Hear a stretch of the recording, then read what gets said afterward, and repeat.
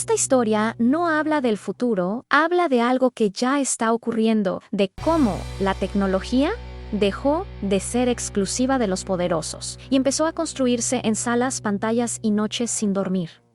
Esto no es ciencia ficción, es solo hasta donde puede llegar la imaginación. Anne siempre lo consideré un científico aficionado, no de los que trabajan en un laboratorio con bata blanca, sino de los que existen en esta época en curiosos incansables, autodidactas, formados entre tutoriales, documentales, foros y horas infinitas de video. Después de su trabajo cotidiano, mientras muchos llegan a casa a desconectarse, él hacía exactamente lo contrario. Encendía el televisor y abría YouTube, no para distraerse, sino para observar, para aprender, para entender cómo funcionaba el mundo. En el teléfono, en la tablet, en la pantalla grande del televisor, veía enjambres de drones chinos moviéndose como bandadas perfectamente sincronizadas. En Ucrania, pequeños aparatos voladores cambiando el curso de una batalla sin que nadie los viera venir. En Dubái, espectáculos luminosos en ferias internacionales, drones danzando en el cielo como si el futuro ya hubiera llegado y ya se transmitiera en vivo. Miraba con atención, Anne pausaba, Anne retrocedía, Anne volvía a ver. No copiaba Anne, analizaba Anne. Y pensaba, un día me llamó no para hablar mucho, sino para mostrarme algo. Cuando Leek sacó de una caja pequeña un objeto aún más pequeño, negro, liviano, discreto. Si no supieras qué era, pensarías que se trataba de un juguete sin importancia. Es un dron mosquito, me dijo. Lo dijo con orgullo, pero también con cautela, como si supiera que no todos entenderían lo que tenía entre manos. Lo había construido comprando piezas en línea, nada ilegal, nada secreto.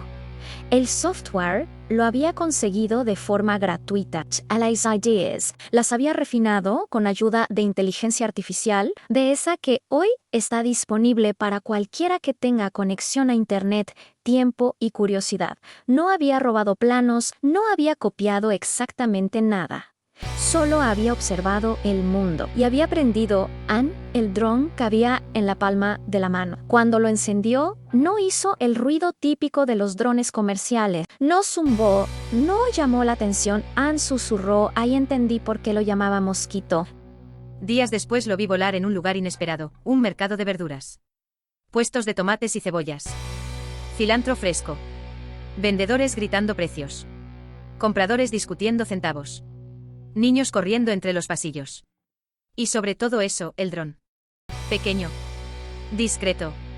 Invisible. Me mostró la pantalla. Transmisión en tiempo real. Imágenes nítidas desde un ángulo imposible. La vida cotidiana vista desde arriba, sin filtros, sin poses. Lo más inquietante no era la calidad de la imagen. Era la reacción de la gente. Nadie levantaba la vista. Nadie señalaba. Nadie parecía notar nada. El mosquito veía. Sin ser visto, él estaba fascinado, no por el control, sino por la elegancia del invento. Por lo que representaba, hablaba de mejoras en de hacerlo más estable, más autónomo. Soñaba despierto. Algún día podría ponerlo a la venta, me dijo. No como arma, no como juguete, como herramienta. Yo lo escuchaba con admiración sincera. Y como suele ocurrir cuando uno admira demasiado, cometí el error clásico. Me enseñarías a volarlo, aceptó sin dudar. Empezamos despacio, en despegues cortos, en giros suaves, correcciones mínimas. ¿Aprendían más o menos? Podía controlarlo, en mantenerlo estable, evitar que se estrellara, pero no era lo mismo. En sus manos, el dron parecía una extensión natural del cuerpo. En las mías, ¿seguía siendo una máquina no obediente? Sí. Pero nerviosa, un día me lo prestó. Solo un rato, dijo. Volaba bien, Anne. El mosquito respondía. Yo empezaba a confiarme. Ese fue el momento exacto en que algo cambió. La imagen en la pantalla tembló. Pensé que era interferencia. Ajusté los controles, nadan. El dron dejó de responder como antes. No cayó, no falló, simplemente tomó otra decisión. Intenté corregir la trayectoria. El mosquito siguió su camino. Sentí ese vacío en el estómago que aparece cuando entiendes, de golpe, que ya no estás solo, que en algún lugar invisible alguien más estaba ahí. Alguien había tomado el control. La imagen seguía siendo clara, pero ya no obedecía mis órdenes. El dron se alejaba con seguridad, como si supiera exactamente a dónde iba, como si siempre hubiera tenido un destino distinto. Intenté recuperarlo a nadan. En segundos, desapareció de la pantalla, se perdió en me, quedé mirando el dispositivo, inmóvil, con una sensación extraña, incómoda. No era solo frustración, era algo más profundo.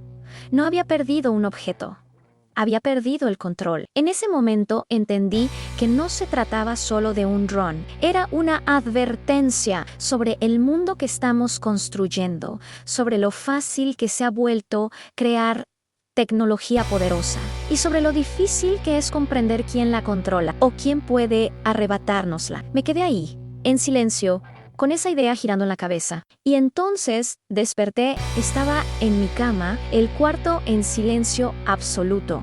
El teléfono sobre la mesa, todo había sido un sueño. ¿Hasta dónde me llevó la imaginación? Pero mientras me incorporaba, todavía podía sentirlo, ese zumbido leve, ese susurro casi imperceptible y la certeza inquietante de que, tarde o temprano, ese sueño dejará de serlo. Si esta historia te dejó pensando, no es casualidad. Vivimos en una época donde cualquiera puede crear, pero ya no siempre puede controlar lo que crea. Si quieres seguir explorando estas historias, donde la realidad y el futuro se rozan en silencio, suscríbete al canal La Geopolítica del Cambio. Marco Pascual en Gobernanza y Gobernabilidad. Aquí no gritamos, nos vemos en el próximo relato.